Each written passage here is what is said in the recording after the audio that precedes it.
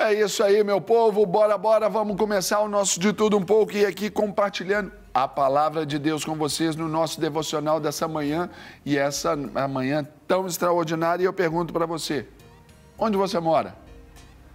Tem o endereço tem a diferença entre morar e habitar. Morar ali onde que você tem a sua casa. Tem gente que mora bem, mas habita mal. Já percebeu isso?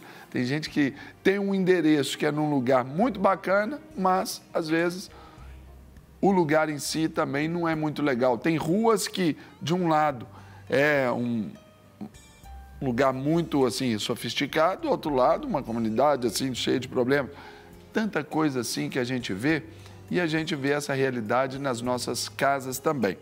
Olha aqui que o texto bíblico aqui nos diz, em Marcos 5, que vai do 1 ao 19, você já conhece essa história, e diz assim: eles atravessaram o mar e foram para a região dos Gerazenos.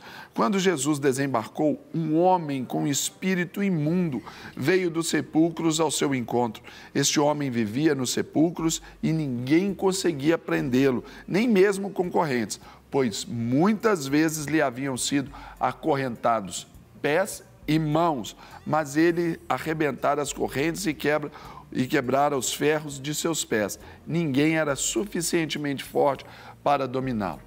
Aqui o decorrer da história, você já entende, você já sabe, foi quando ele se aproximou, adorou o Senhor, falou para que não já era chegada a hora e pediu para que Jesus não cumprisse ali a sua sentença com ele, né? Pedindo para que Deus ali não os atormentasse. Ali estava falando de um homem que estava possesso por demônios, que habitava em sepulcros, entre ali um lugar fétido, mal cheiroso, um lugar de morte, um lugar onde ali só exalava tristeza. Aí a gente vai ver aqui por esse texto que a primeira coisa que nós podemos observar aqui, que o que esse homem tinha ao seu redor era pelo menos uma habitação muito estranha. Ele tinha ali sepulcros, ele tinha todo esse contexto. E ele ainda, aqui pelo texto, vai nos mostrar que ele ainda era tomado por esses espíritos imundos. Ele era tomado por essa força que o prendia, mas que o tirava do convívio de pessoas normais também. Então, observe aqui que esse homem, ele perdeu aquilo que talvez todos nós deveríamos fazer questão de preservar, que é o lar.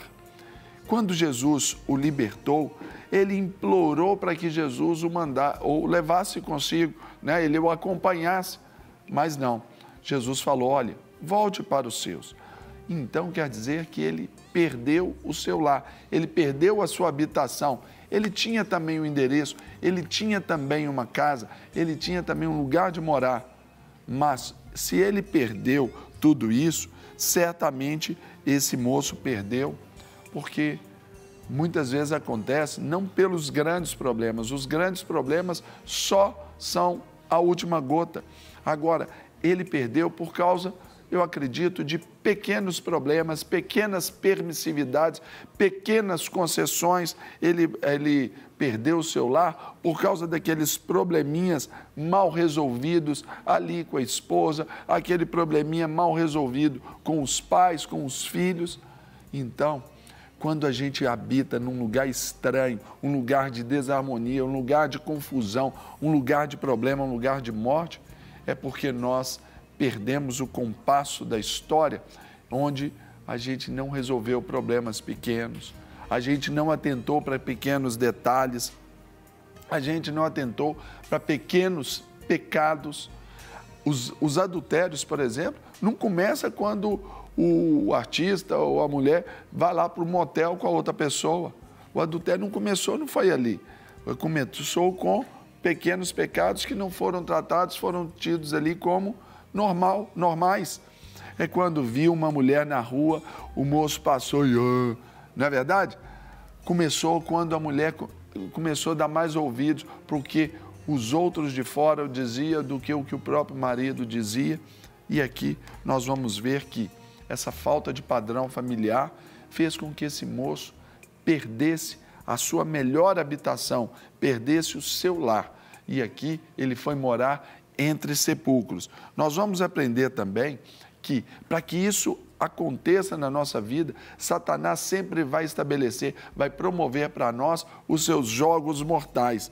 Ele vai aqui sempre fazer aquelas propostas mirabolantes para nos satisfazer ali a alma, né? Dar esse carinho na nossa alma, mas isso trazendo morte, tanto para o físico como também para o nosso espírito.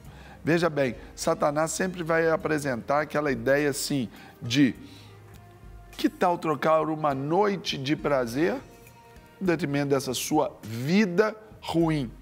Tá vendo? Sempre vai ter essa contraposição que vai levar a pessoas a irem morar em sepulcros. Quem mora em sepulcro é quem está morto.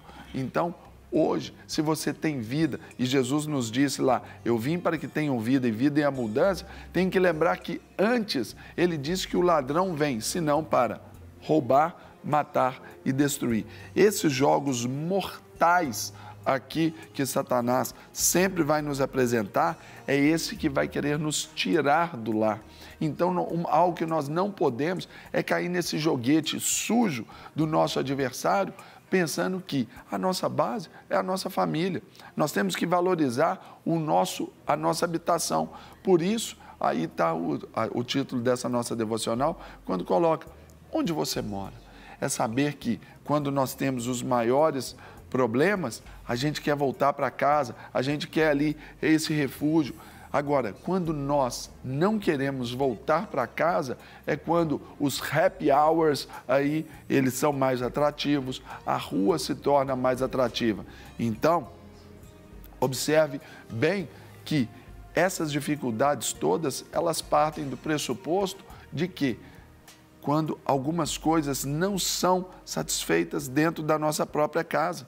Então, a gente precisa sair desse cemitério. E sair desse cemitério, nós vamos precisar necessariamente ali do cuidado do Senhor para resolver as nossas insatisfações sexuais em casa, com os nossos cônjuges.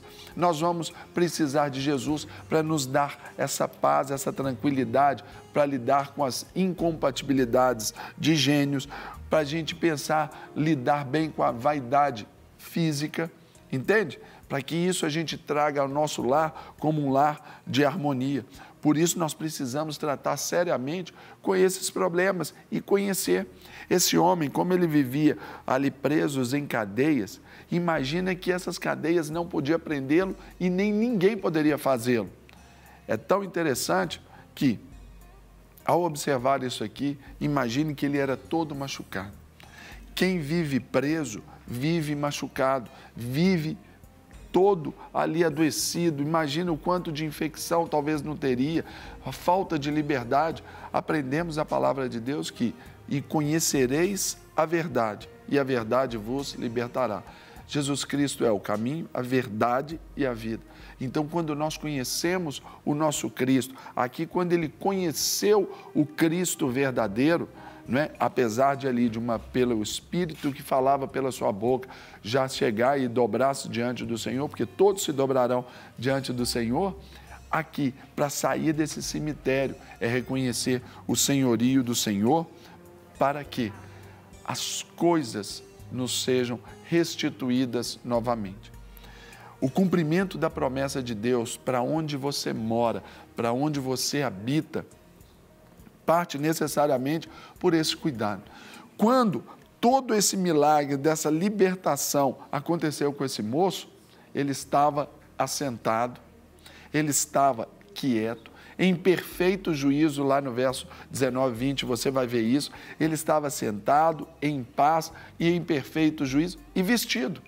Ou seja, quando está sentado, é porque ele já não está naquela agitação, não tem aquela ansiedade, já não tem que correr atrás do vento mais, não é igual o cachorro que corre atrás do próprio rabo, ele já não estava mais assim. Ele estava vestido. A nudez era sinônimo aqui completo de vergonha. Foi por isso que o nosso Cristo foi crucificado semi-nu, para ser exposto, para ser envergonhado. Aqui ele era envergonhado, mas nesse outro momento, onde ele saiu do cemitério, a palavra de Deus diz que ele estava vestido. Ele estava em perfeito juízo, ou seja, aquilo que Deus tem para a sua habitação, para onde você habita, é um perfeito juízo. Então, observe que depois, mesmo Jesus falando, não precisa me seguir não, volte para os seus, o lugar onde ele morava era um conjunto de 10 cidades importantes da região. Ele passou a anunciar Jesus nessas 10 cidades. Quem era sinônimo de vergonha, passou a ser um sinônimo aí de salvação, de mudança e de transformação.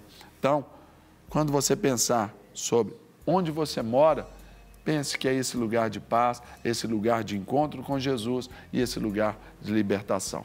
Amém? Então, seja abençoado nesse dia e eu quero orar junto com você. Deus, obrigado porque aqui o Senhor nos dá a rica oportunidade de caminharmos, ó Deus, livres. E pela palavra do Senhor, sabendo, ó Deus, que todas as coisas, elas cooperam para o nosso bem. Sabemos que ainda, outrora, o tempo passado nos prendia com o pecado, nos prendia com os prazeres, nos prendia com as vaidades. Mas hoje, ó Deus, por causa desse encontro com o Senhor e essa mudança, Deus, de habitação, o Senhor nos faz, então, voltar ao jardim, que é esse lugar também de passearmos com o Senhor, de termos todo o suprimento e também esse lugar que nos permite contemplar a beleza de tudo o que o Senhor nos dá. Pai, que hoje seja um dia, assim, de vislumbrar coisas novas, vislumbrar, ó Deus, experiências novas com o Senhor, bênçãos, ó Deus, que a gente já esperava há muito tempo, mas que cadeias ainda nos prendiam e nos limitavam a recebê-las ou nos apossar, ó Deus, de tais bênçãos. E que hoje, no dia de hoje, seja o dia da concretização, da realização, da materialização de todos os bens, de todas as bênçãos do Senhor para a nossa vida. Que o Senhor nos abençoe, que o Senhor abençoe a família brasileira, que o Senhor abençoe o nosso Brasil, no nome de Jesus Cristo de Nazaré. Amém. Não quer ficar um segundo por fora da nossa programação? Agora você pode nos acompanhar através das plataformas digitais. Não perca tempo, acesse, curta e siga-nos. Fique por dentro de tudo o que acontece por aqui. Rede Super, inspirando você.